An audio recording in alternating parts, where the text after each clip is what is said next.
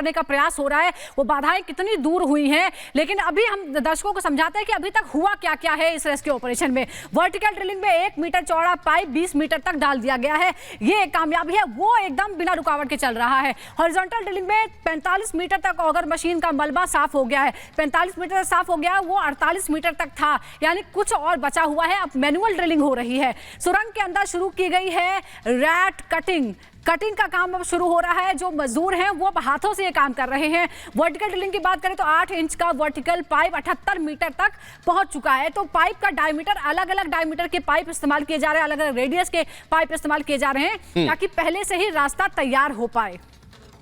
बिल्कुल, तो लगातार अब कैसे रेस्क्यू चल रहा है ये भी हम आप तक खबर पहुंचा रखेंगे। हमारे दोनों सहयोगी ग्राउंड जीरो पर मौजूद है। वैभव, फिलहाल अब और क्या अपडेट निकलकर सामने आ पा रहा है? क्योंकि जो जानकारी है वो ये बताई जा रही है कि टनल के पाइप के अंदर अब 3 जो इंजीनियर हैं वो मौजूद रहने वाले हैं और उसके आधार पर काम आगे बढ़ेगा।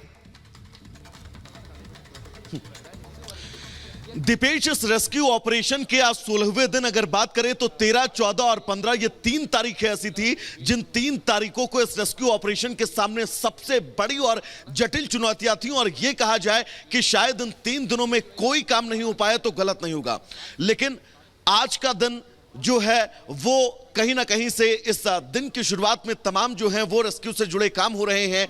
साइड आपको दिखा दे एक बार, वर्टिकल ड्रिलिंग का काम भी लगातार जारी है और पहाड़ के ऊपर वर्टिकल ड्रिलिंग का काम लगातार जारी है।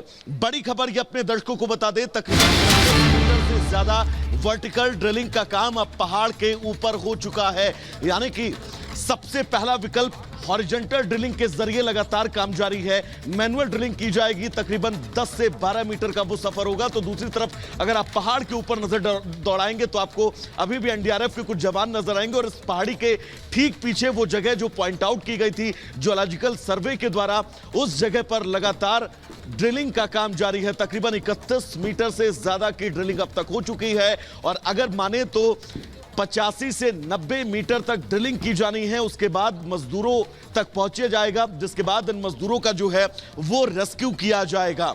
2 ऑप्शन, इन दोनों ऑप्शनों पर मजबूती के साथ काम किया जा रहा है। रैट माइनर्स यहां पर पहुंच चुके हैं जिन्हें लगातार अब मैनुअली ड्रिलिंग के काम में लगा दिया गया है। और सबसे अहम यह है क्योंकि अगर कोई बाधा नहीं आती है तो यह तय है आने वाले वक्त में बहुत जल्द बड़ी खबर जिसका इंतजार पूरा देश कर रहा है वो सामने आने वाली है। लेकिन रैट माइनर्स जो यहां पर पहुंचे हैं उनका कहना क्या है, सबसे पहले हम आपको सुनवाते हैं। मैनुअल ड्रिलिंग को लेकर अब से बस कुछ देर बाद इस प्रक्रिया को शुरू किया जाएगा, लेकिन तमाम चैलेंजेस हैं क्योंकि 700 से 800 mm पाइप के अंदर जाना और तकरीबन 40 से 50 मीटर तक अंदर जाकर मैनुअल ड्रिलिंग करना।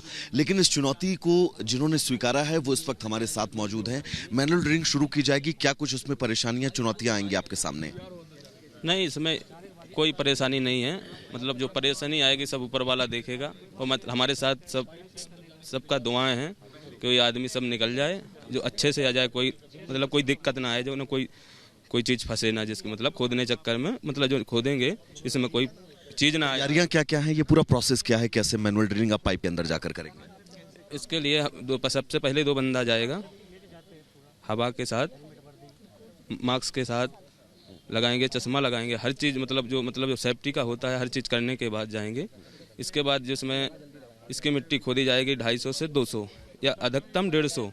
इसके बाद जो भी जितना पाइप में खाली जगह होती है उसको पुश करके आगे धकेला जाएगा। अगर कोई जैसे रॉड या सरिया कुछ ऐसा आता है तो उससे कैसे निपटेंगे? उससे गैस कटर से काटा दिया जाएगा। गैस कटर से। वहाँ पर ऑक्सीजन की भी कमी होगी और क्योंकि हीट भी होगा, पूरा गर्म भी करेगा, तो उससे कैसे बचेंगे आप लोग? उसके लिए ब्लोवर होगा, ब्लोवर के साथ साथ उसमें पाइप जाएगा 4 इंची का साथ में, जिसमें सांस लेने में कोई दिक्कत नहीं होगी।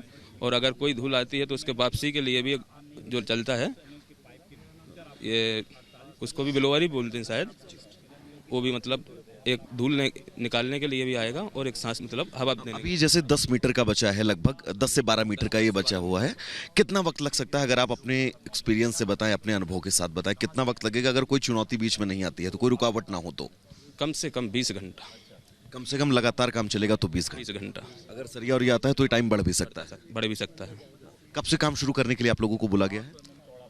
अभी मतलब जब तक वो पाइप जो मुड़ गया है, ऑगर मशीन चल रही थी, जो भी सामने आया मैंने तो नहीं देखा है, लेकिन जो भी आएगा उसका पाइप मुड़ गया है। जो 800 का लाइन जा रहा था, पाइप मुड़ गया। पाइप को काटने के बाद ही उसमें काम शुरू हुआ। कुछ अभी टाइम नहीं तय है, कब से बुलाया है?